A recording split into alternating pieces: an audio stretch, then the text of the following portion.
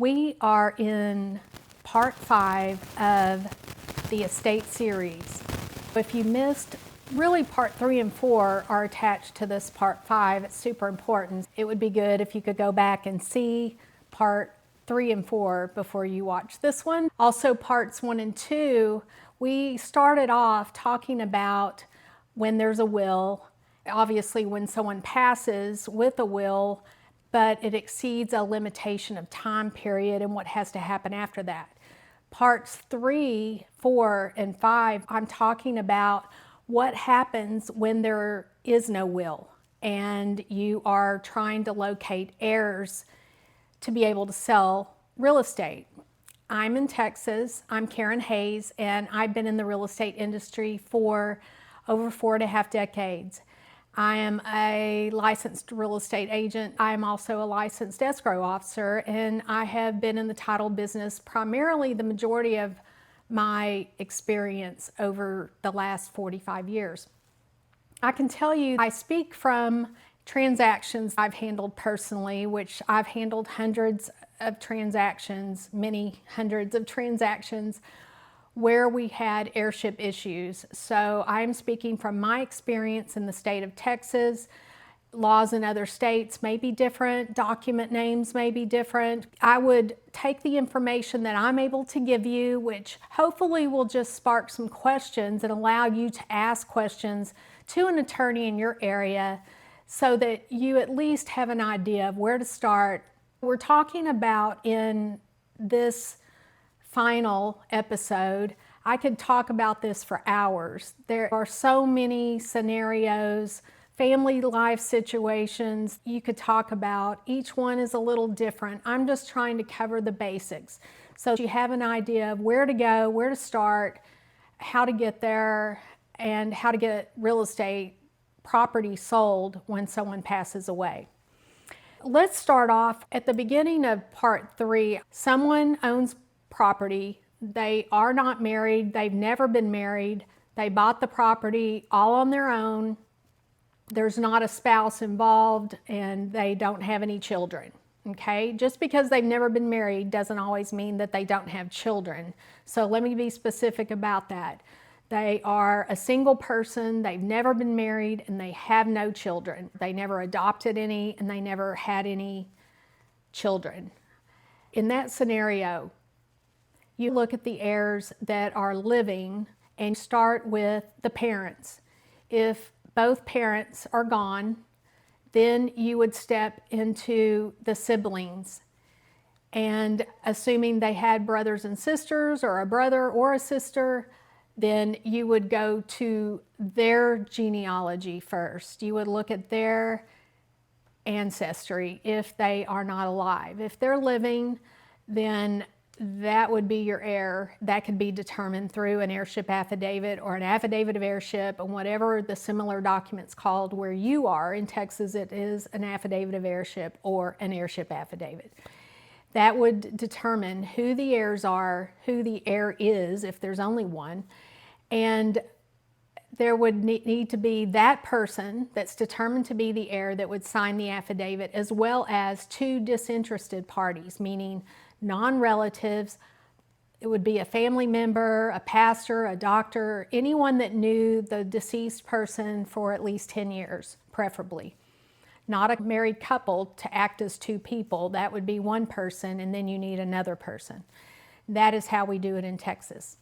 I am not an attorney, and I am not giving legal advice. I'm just talking about transactions that I've worked in my career. I'm Karen Hayes.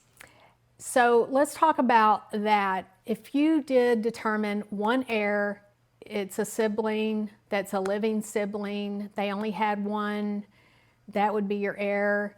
If that sibling or siblings, if there's more than one, you would have to list them all. You would have to also know who their heirs are. You would have to determine heirship on them if they are not living, and then their heirs become the heirs. That can get complicated. It's just like building a family tree, but that's one of the simplest scenarios. Going from that simple scenario to a scenario picking up from my last video where someone was married at least once. Maybe they were married 2 or 3 times, and maybe they had children from these marriages, and you have to first determine those children and that are living, and then those that are not. If one of the children has already predeceased the person, then you have to look and see if they had children and if their children are living. It can get quite complicated, and it's not just a matter of putting that information into one affidavit, but any person that's deceased needs their separate heirship affidavit to determine their heirship for this transaction. Keeping in mind, this is not just pertaining to one type of real estate property with a house on it. This could be lots, acreage, this could be commercial property, this could be any real property that the deceased person owned. It could be several properties in different counties, in different states. It can get complicated. My advice on that, not as an attorney, just as a person that's been through this with my own family, it is best to get as many facts of a person's life before they die. I am just here to tell you, make a record of it, make a story of it. You could even do an audio recording of all this so nothing's forgotten, and then put it on paper. That's going to help you tremendously as you go through this information. Let's say one of the heirs is missing. When I say missing, it's someone that perhaps everyone knew was a part of the family, but maybe they were distant from the family for some years. Maybe they went missing. Maybe they live another life out of the country. Maybe no one's spoken to them in decades.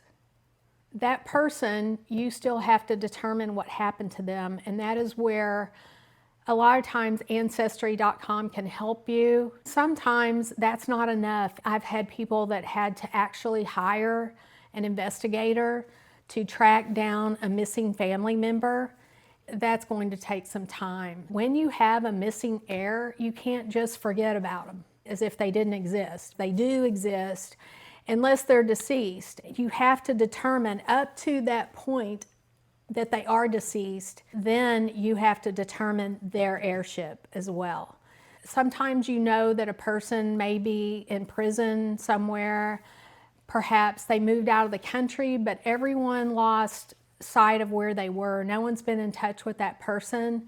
That person's life and heirship still has to be determined.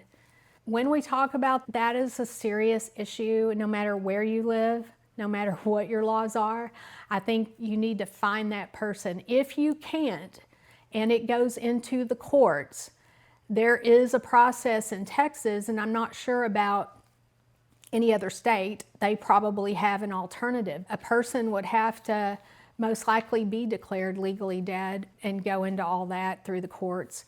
Maybe there's already record, and that's great. You just don't have it. You need to locate it.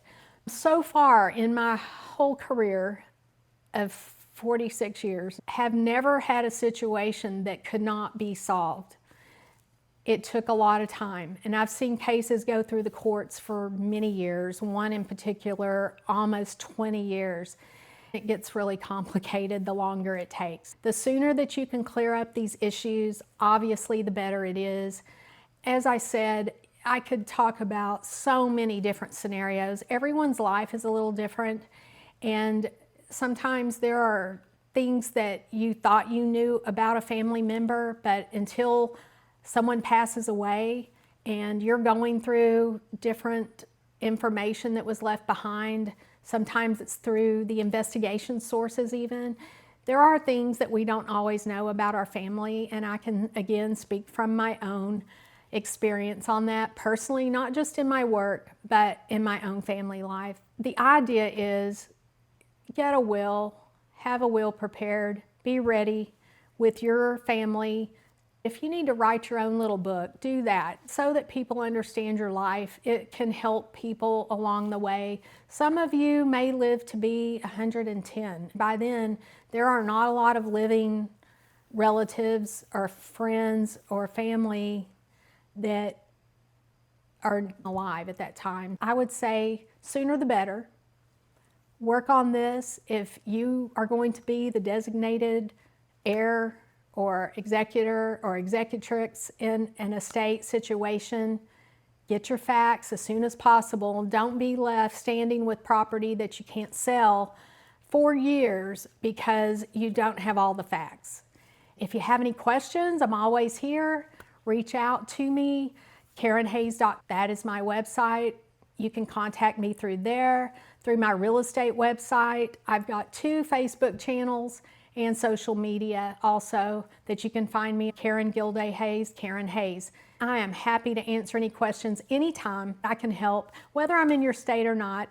Have a lot of people located around the country that can help you as well. And I can also facilitate those relationships if need be. Thank you so much for watching. I'll pick up on some more information on estates down the road. My next series is going to be on divorce. I will see you there. Take care.